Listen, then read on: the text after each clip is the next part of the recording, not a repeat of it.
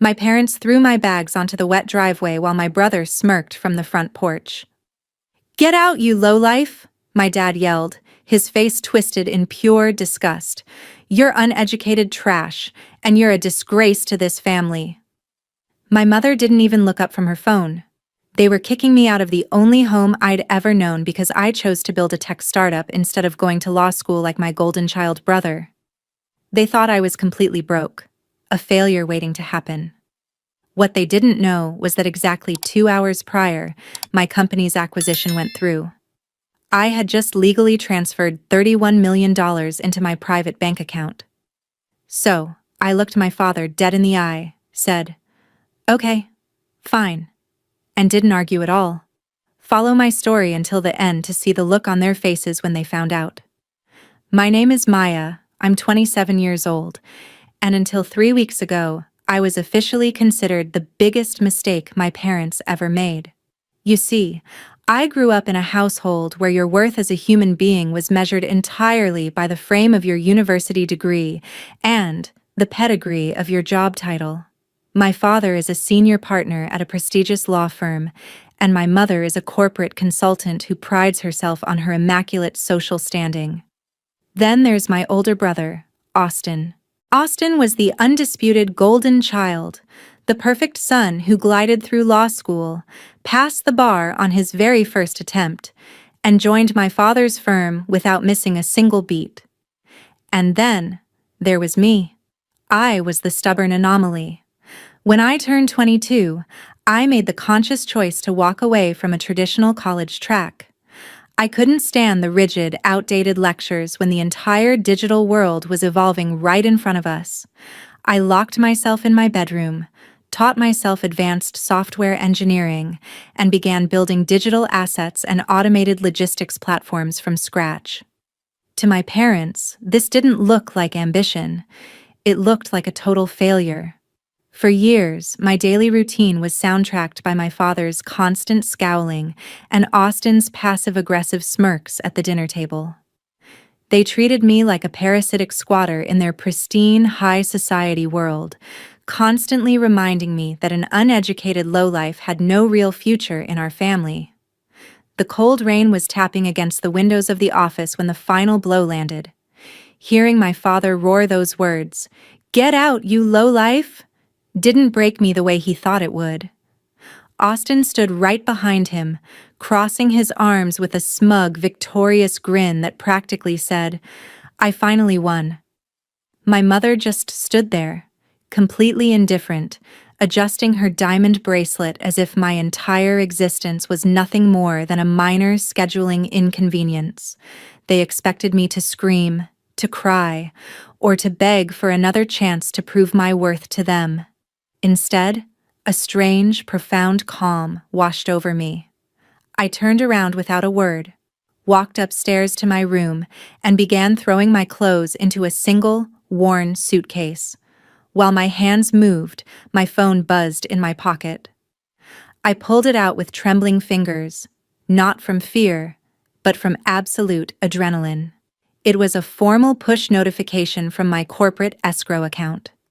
The international tech conglomerate acquiring my automated logistics software had just finalized the wire transfer. The digital signature was complete.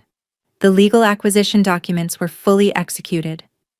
I logged into my private bank portal, and there it was, staring back at me in cold, unyielding numbers, a balance of $31 million. My parents truly believed they were discarding a broken, uneducated failure onto the streets.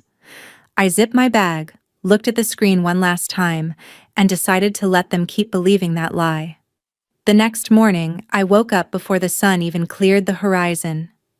The house was dead silent, wrapped in that heavy, suffocating arrogance that always made it feel more like a museum than a home. I didn't bother leaving a dramatic note on the kitchen counter, and I didn't stomp around to wake anyone up for a final, tearful confrontation. They didn't deserve my anger, and they certainly didn't deserve my tears. I simply picked up my single suitcase, walked out the front door, and closed it softly behind me, cutting the ties to my past with a single, quiet click.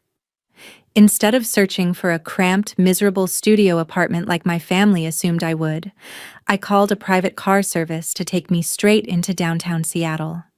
I checked into a stunning, glass-walled luxury penthouse suite overlooking the glittering waters of the Puget Sound.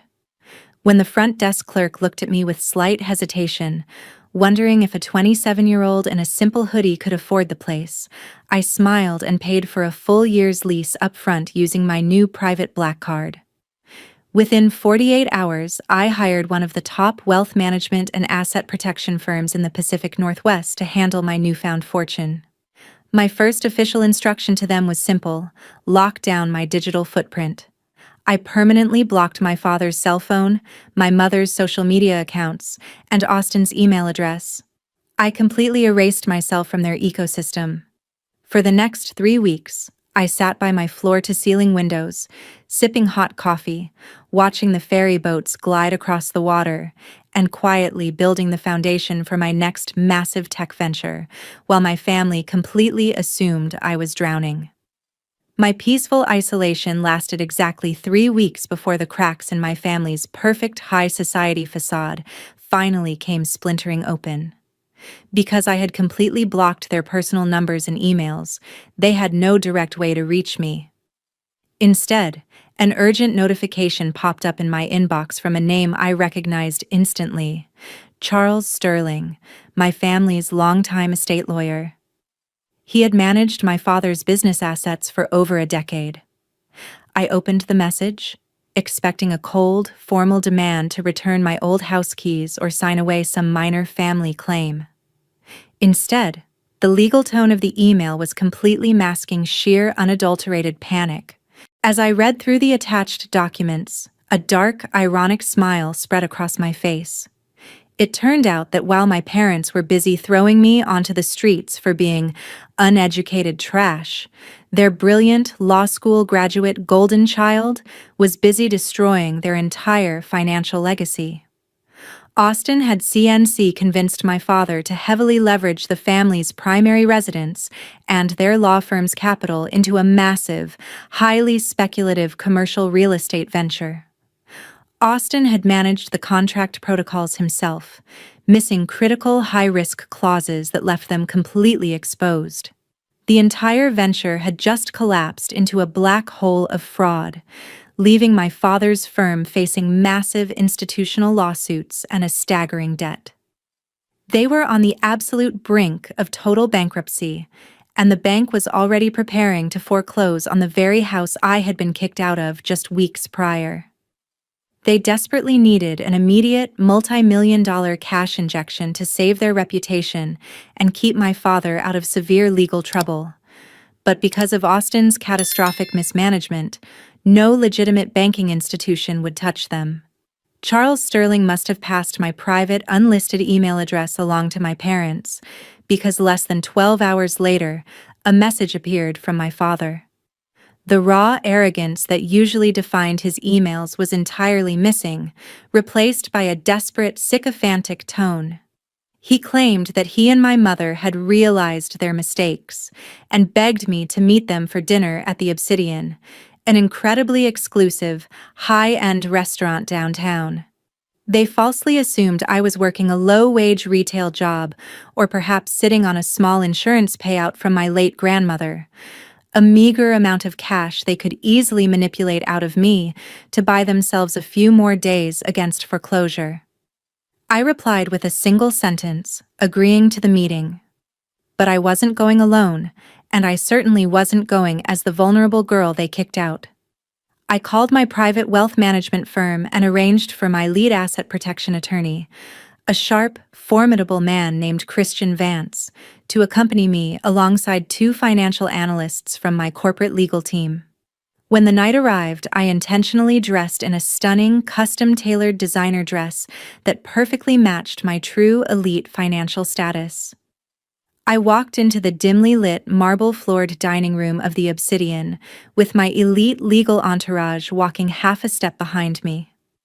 As we approached the reservation table, I saw my parents and Austin sitting there, looking visibly haggard, their expensive suits failing to hide the sheer terror of their impending financial ruin. They looked up, expecting a broken daughter looking for forgiveness. But the moment they saw my cold smile and my legal team, their jaws completely dropped. My father tried to salvage his pride, clearing his throat and forcing a patronizing smile. "Maya," he said, his voice trembling slightly despite his best efforts. "We are glad you chose to be reasonable and show up. I hope these past 3 weeks on the streets have taught you a valuable lesson about how difficult the real world can be without a family supporting you." Austin nodded eagerly beside him, his eyes darting nervously toward Christian Vance and my financial analysts. My father leaned forward, lowering his voice to a conspiratorial whisper. "We have a temporary liquidity issue at the firm, a minor oversight by Austin. We know your grandmother left you a small trust fund, and we expect you to hand over whatever savings you have to help the family. It is your duty." I didn't say a single word. I didn't get angry, and I didn't satisfy them with an argument. Instead, I simply gestured to Christian.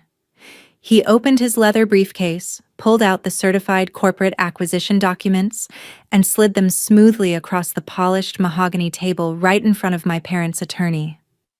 "What is this trash?" Austin muttered, reaching for the papers. But it was their lawyer, Charles Sterling, who grabbed them first. As his eyes scanned the official corporate seal and the final wire transfer validation, the color completely drained from his face. He began to cough nervously, his hands shaking violently as he looked up at my parents. "Thomas? Helen?" Charles whispered, his voice cracking with pure horror. "This isn't a small savings account. This is a fully executed corporate buyout notice. Your daughter is the sole founder of Omni Logistics Systems. She legally received a private cash payout of $31 million exactly 3 weeks ago." My mother gasped, clutching her chest, while my father stared at the document as if looking at a ghost. Austin looked like he was physically going to be sick. Suddenly, the tears started flowing. My father reached across the table, his voice cracking as he begged for forgiveness and pleaded for my help to save their house. I stood up, smoothed down my designer dress, and looked down at them with absolute indifference. "You called me uneducated trash and threw me out," I said calmly. "You wanted to protect your bloodline assets so you can keep them." Christian handed them a final non-disclosure and waiver form, ensuring they could never legally claim a single cent of my wealth, and we walked out of the restaurant forever. What would you do if your own family discarded you like trash?